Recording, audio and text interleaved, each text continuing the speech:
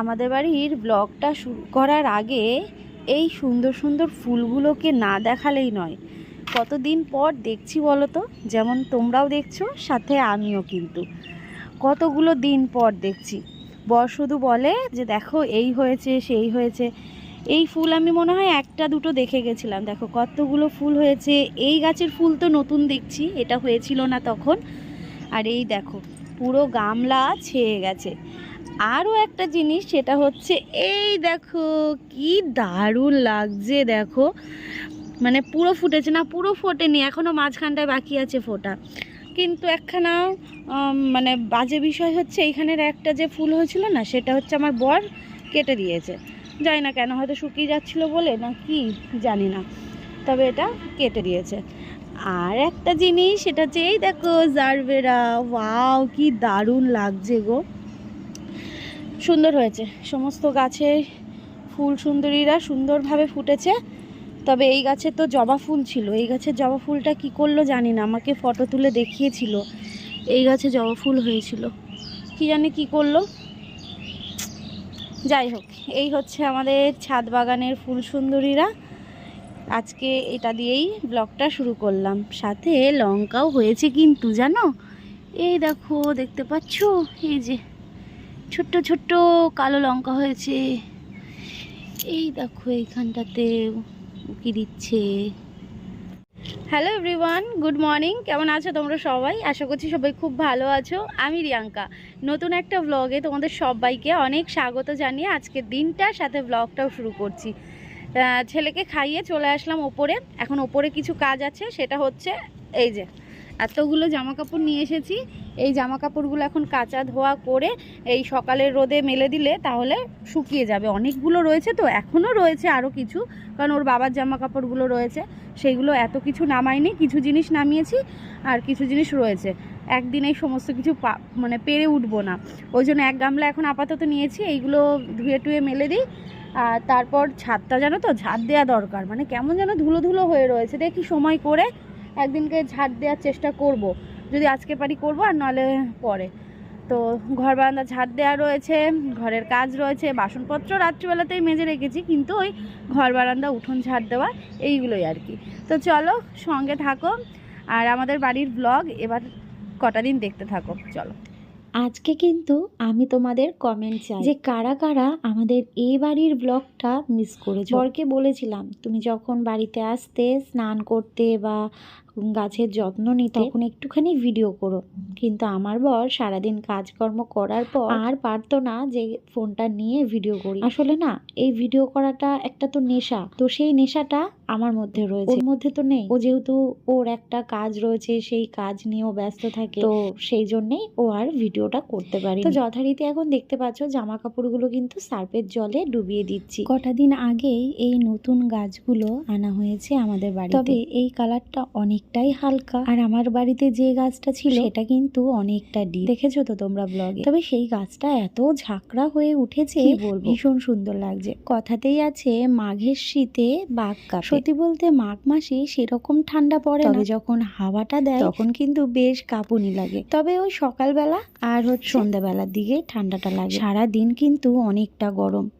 তবে আমি যে দিনের ব্লগটা শ্যুট করছি সেই দিনটা ছিল বৃহস্পতিবার, আর সেই দিনকে কিন্তু মাঘ মাস ছিল। আর এখন কিন্তু আমি ফাল্গুন মাসে ব্লগ এডিট করছি, মানে আজকে তোমরা ভিডিওটা দেখছো আর আজকেই আমি ভিডিওটা এডিট করছি। বাংলা মাসটা নিয়ে অতটা নাড়াঘাটা হয় না বলে অতটা না মনে থাকে না। যাই হোক, এখন এত রোদের তাপ, তাই সকালবেলা এসে যদি ছাদে জামা কাপড়গুলো কেচে ধুয়ে মেলে দেওয়া যায় তাহলে কিন্তু বেশিক্ষণ লাগে না। হ্যাঁ, সকালবেলাতেই জামা কাপড়গুলো শুকিয়ে যায়।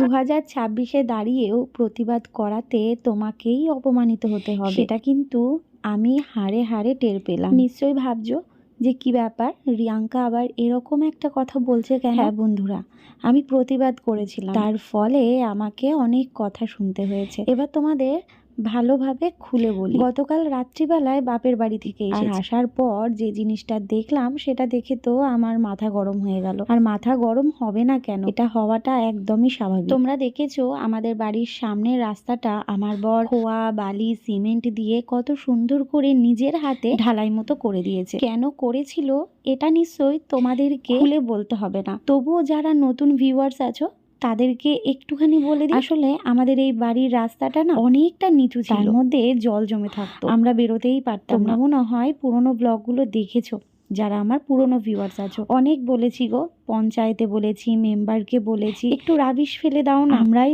দিয়ে নেব, কেউ কান দেয়নি। আর এটাও বলেছিল তোমাদের যদি অতই তাড়া থাকে তোমরা নিজেরা বাড়ির সামনেটা একটু রাবিশ ফেলে নাও। তো যথারীতি আমাদের বেরোতে হয়, তো তার জন্য আমার বর কিন্তু দেখেছো ট্রাক্টর নিয়ে 2 গাড়ি মতন রাবিশ ফেলেছিল এখানে।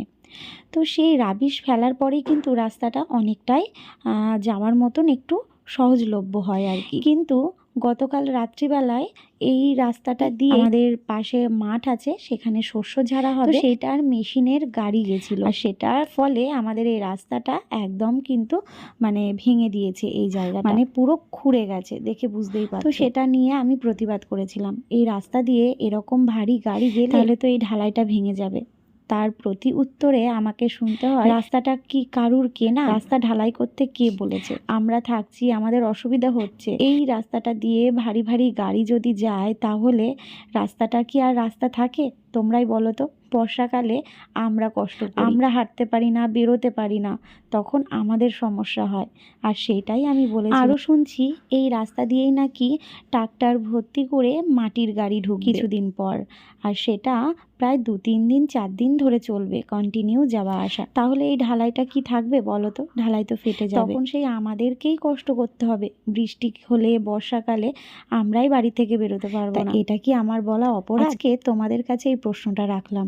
হলো আপাতত কাজ হলো, এবার রান্নাঘরে যাব, রান্না বসাবো। আর এদিকে ছেলে কি করছে? ছেলে দুষ্টুমি করে যাচ্ছে, তো এই যে রাস্তাটার যে অবস্থা ছিল, ধুলো টুলো হয়ে গেছিলো, কারণ বালি বেরিয়ে গেছে না, সিমেন্ট দিয়ে যে ব্যাপারটা করে দিয়েছিল তোমরা তো দেখেছো ওই ব্লগে, মানে বাড়ির সামনে রাস্তাটার কি পরিস্থিতি ছিল। তো যাই হোক, এই 2-3 জায়গায় পুরো খুঁড়ে গেছে, বালি বেরিয়ে গেছে, মানে পুরো ঢালাই ফেটে গেলে যা হয় আর কি, তো সেটাই হয়েছে। তো জল দিয়ে দিলাম, নয়তো ধুলো উড়ে আসবে ঘরেই। এবার রান্নাঘরে গিয়ে একটুখানি চা করি, মাকে একটু চা দিই, আমিও ভাবছি একটু খাবো। আর এই হচ্ছে কুল, এই কুলগুলোরই আচার হবে, তবে আগে এটাকে ভালো করে গরম জলে ধুয়ে নিয়ে এটাকে ফাটিয়ে আজকে একটু রোদে দিতে হবে। তো এই কাজটা একটু পরেই করব, আগে যে কাজটা দরকার রান্না, কারণ বর চলে আসবে তো খেতে, তো ওটা করে দিই, রান্না টান্না সেরে তারপর এটা নয় দেখছি। চা না করে করলাম কফি, সাথে বৌদি অর্ক পাশেবাড়ি দিদিকেও ডাকলাম, বললাম চলো একসাথে একটু কফি খাওয়া যাক। ঝাঁটার জল দেবা দিদি, তাহলে ইয়েগুলো কড়াগুলো ধরবে, বুঝলা?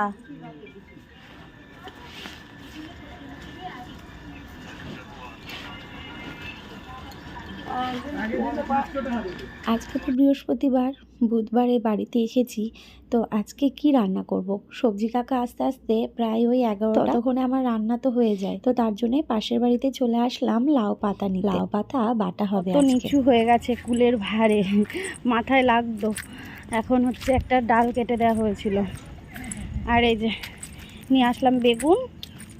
এই গ্রামে থাকলে কি সুবিধা হয় বলো তো, মানে একটা দিন ঠিক চলে যায়, অসুবিধা হয় না। আমাদের ছাদে কত বেগুন গাছ লাগানো হয়ে গেছিলো, বেগুন গাছগুলো তো নষ্ট হয়ে গেল, একটাই শুধু ভালো হয়েছে। কি হয়েছে? রান্না করবো তো তোমার জন্য, তোমাকে লাউ পাতা খাওয়াবো আজকে। হ্যাঁ এই দেখো ধরবে, মুখে দেবে না না না না না না না না, গুটি গুটি দেখবি থাকে একটুখানি পোকা। হ্যাঁ হ্যাঁ, ভালো করে গরম জলে সিরাজ ছাড়িয়ে দিবি, আর আমাদেরটা এমনি সেদ্ধ করলেই হবে। ঠিক আছে, চলো। দেখো ভাত বসিয়ে দিয়ে গেছি, ভাত ফুটে গেছে। কফি খাচ্ছিলাম সবাই মিলে, বৌদি দিদি, কথা বলতে বলতে দেরি হয়ে গেল।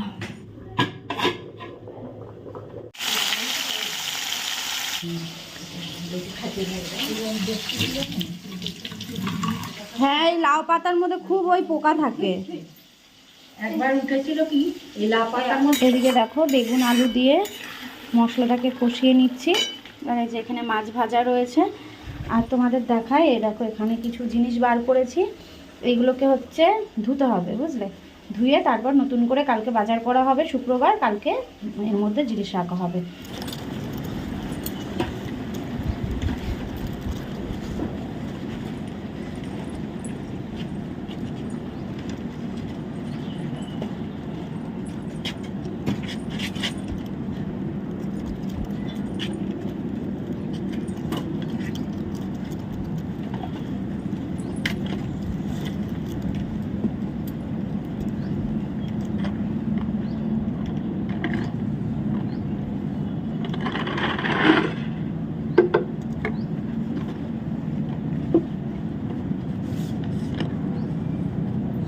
বড়িগুলো কোটোতে করে রেখে দিয়েছিলাম, তো মাঝের মধ্যে একটু রোদ লাগাতে হয়, তাই আজকে ভাবলাম একটু রোদে দিই, তাই জালের মধ্যে বড়িগুলোকে ছড়িয়ে দিচ্ছি।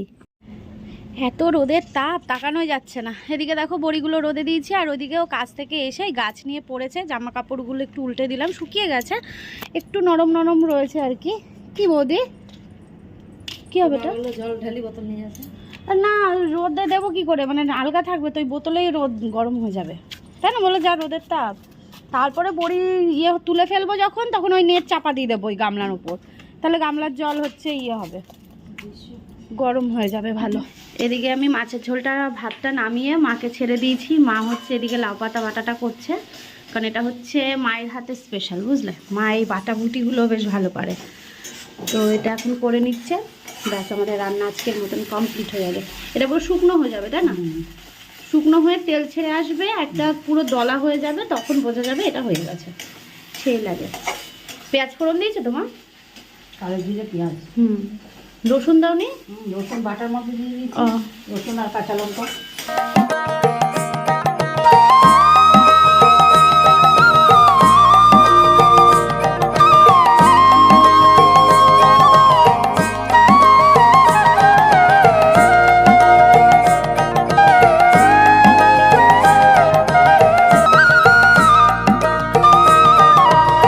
সপ্তাহ বাড়িটা মোছা হয়নি। ঝাড় তো দিয়েছে ও, কিন্তু মোছা না হলে দেখবে ঘর বাড়ি কেমন যেন অপরিষ্কার লাগে। তাই আজকে কিন্তু কোমর বেঁধে লেগে পড়েছি ঘর বাড়ি পরিষ্কার করতে। সকালবেলা জামা কাপড়গুলো যে ছাদে দিয়েছিলাম সেইগুলো নামিয়ে নিয়েছি, আর এখন কিন্তু পুরো একদম ছাদের ওপর থেকে মানে মুছে নিচ্ছি আর কি। প্রথমে ঝাড় দিয়ে নিলাম, তারপর এই যে মোছার কাজ চলছে।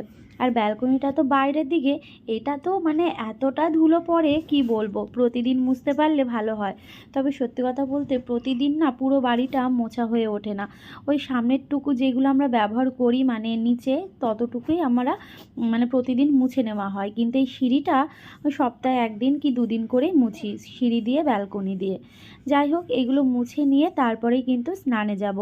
ওদিকে মা কিন্তু স্নান করে ছেলের পাশে শুয়ে রয়েছে। এদিকে সিঁড়ি দিয়ে দেখো পুরো ঘর পরিষ্কার ক্লিন। এদিকে ওপরও মুছে দিয়েছি। এই হচ্ছে এখনকার মতন বাড়ির পরিস্থিতি, একদম চকচক করছে। যতই ঝাড় দিই না কেন, না মুছলে কেমন লাগে না বলো? তারপরে এতদিন বাড়িতে ছিলাম না।